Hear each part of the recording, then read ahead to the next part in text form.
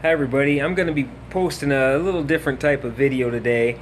Um, I'm an outdoorsy guy, all my videos are outdoorsy, but my other great passion is raising fish in my basement man room, I guess. I'm down here with my tanks, I think I have 11 down here. Um, but what I wanted to go over with today was how to breed Celestial Pearl Danios. Excellent, awesome little fish, full of personality, and they're so easy to breed that even I can breed them. So I'm gonna go through just what I do. It's basically for idiots. So hang with me, and hopefully it'll help some of you guys enjoy these little fish as they grow up. All right. Okay, the first thing we have to do with Celestial Pearl Danios is I have a bunch of different species in this tank here. If I pan out, I got some koi swords, kohaku swords, and I got some black Moscow guppy males in here.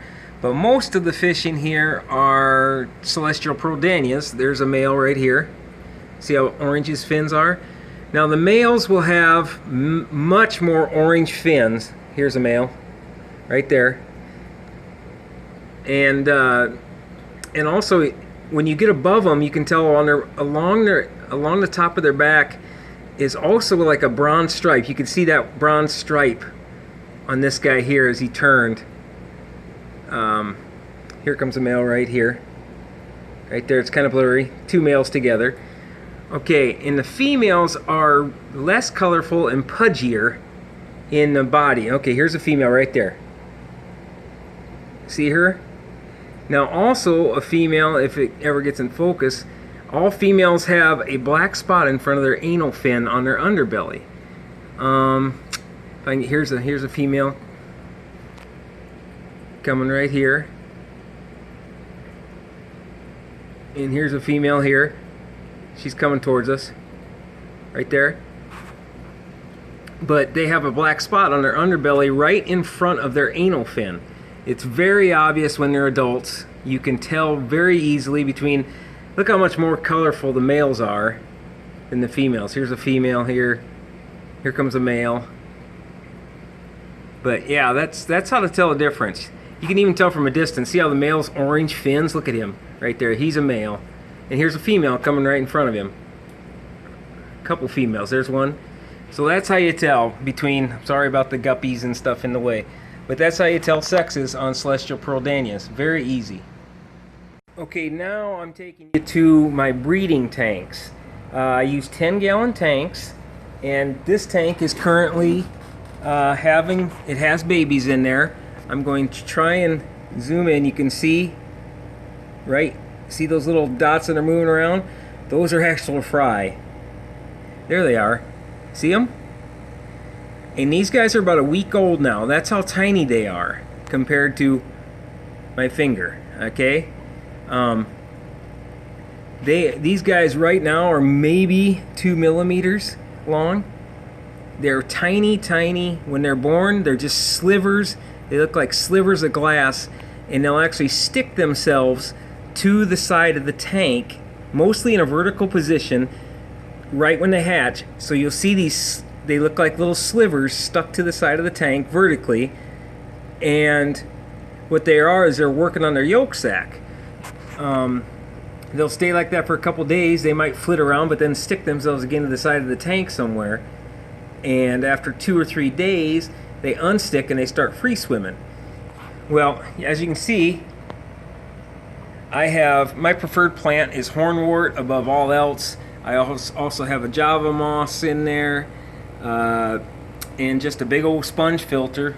It's pretty mossed up, but it works good. And what I'll do is in a tank like this, I'll stick a bunch of hornwort in here, and they also like the large rocks. See how I got those large pebbles in here, like 1/2 inch pebbles on the substrate. Then it goes to finer, but they will love to spawn on those pebbles there too, and their eggs will be safe underneath there. So the parents won't eat the eggs as they spawn, because they will spawn around these plants once a day probably, but they don't lay too many eggs. every day, but they will spawn almost daily, okay? So that's what the babies look like. You can just barely see them, okay? Okay, once you get in a tank like this, I'll take you through how I get them to spawn. Very easy. Temperature is about 76 in this tank. My pH runs high 7s here in Iowa. Northwest Iowa here, I run 7.6 to 7.8 on alkalinity for the water. So they will spawn even in higher pHs. But what I do is I take one male and 2 females or even 3 females, and I'll stick them in this tank together, okay? And I will leave them in here for a week, maybe even 8 days. But what they're doing is they may spawn daily, but maybe a couple, 3 eggs a day. And not all of them will hatch, of course. They'll eat some. So a good batch, for me, a good batch of babies is, I'm going to say a good batch, I think my biggest batch ever has been 20. You know, around 20, which was a huge hatch. And they, you know, it takes 4 or 5 months for them to get their mature colors, so people will like to buy them that way. I sell mine on eBay. And then, you know, once you get them hatched out, now these guys, right now I'm feeding them, I'll show you. It's called Easy Fry Food by Aquarium Co-op. It's a squeeze bottle of very fine powder. Now I don't squeeze the bottle for these little guys because I'll tap it. I'll tap it and it'll just get a little few grains on the water, and I just count on that. You know, tell you the truth, when they're this small, I don't even know if they're eating that stuff. They might just be eating phytoplankton and little zooplankton that's another reason I like these plants, real plants, thick hornwort, thick java moss, where I know I got a lot of zooplankton in there and phytoplankton swimming around, and that's what I think these guys are eating more than this fry food. But needless to say, I'll tap twice a day on this thing, give them a little service, and this stuff sinks. I get it from Aquarium Co-op, love those guys. This stuff sinks slowly, it says. I know all fry love it. I use it on live bears and everything. But once these guys get about 2 weeks old, I will start. I'm religious about brine shrimp hatching. I feed it to all my fry. But I will start, once these guys get about 2 weeks old, I'll put just a few brine shrimp in there and watch them close and see if they're starting to eat the brine shrimp. And then from then on, they'll be on brine shrimp till they're probably 2 months old or better, because their mouths are so small. Even fine flake food, they will not eat crushed flake food until, 3 months old probably. It's been my experience. So anyway, that is how. I'll show you another tank that I use for successful breeding, and I have for months, years actually. Here's one of my favorite tanks. It's another 10-gallon. You can see the absolute monster hornwort I got in there, and I've got shrimp, Blue Dream shrimp going on there. Right now I've got baby black Moscows, guppies in there, so I'm not breeding. I do have some CPDs, Celestial Pearls. These are young. These are my last batch I hatched out. There's a little male. But yeah, you can see how the tank it looks a mess, but got these big rocks in there. The eggs fall down. I got plenty of circulation. They do need circulation. Bubble bars, these sponge filters are the best. I got them cranked up to max on them. The eggs need circulation so they will not suffocate. So, and I guess one more thing, you just need to be patient. Do not expect, there's my 65, another 30. But do not expect these guys to just all of a sudden pop out a bunch of fry at once, okay? You'll see 1 or 2 one day, 3 or 4 days after you take the adults out after that week. You might not see any for 2-3 days, and you're like, man, I didn't spawn them right or whatever, they didn't do it. But have patience. Give the tank a week to see if you see something. If after a week you don't see anything in that tank, you know it was a bust, okay? Look in amongst, look, when you're looking, first look on the walls to see if they're stuck there, like tiny slivers of glass, okay?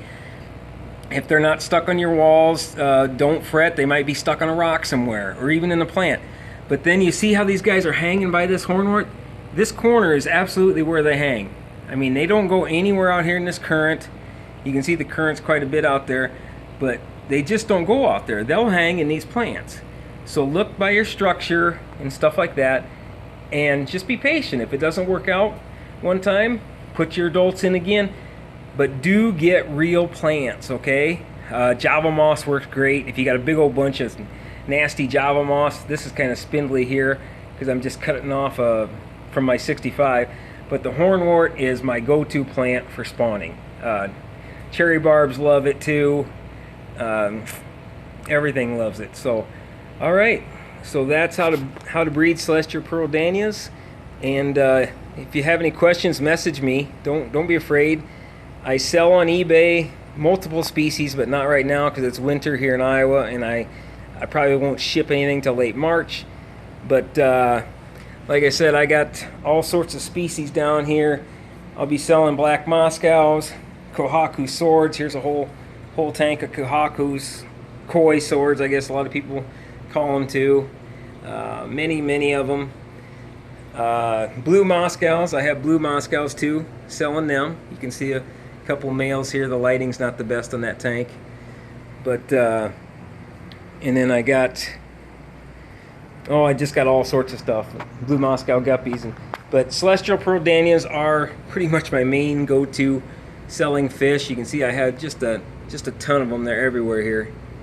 So, yeah, that's about it. So any questions, my eBay handle is elrod125, 125, ELROD 125. So if you got any questions or anything, just don't be afraid to message me. All right, thanks a lot.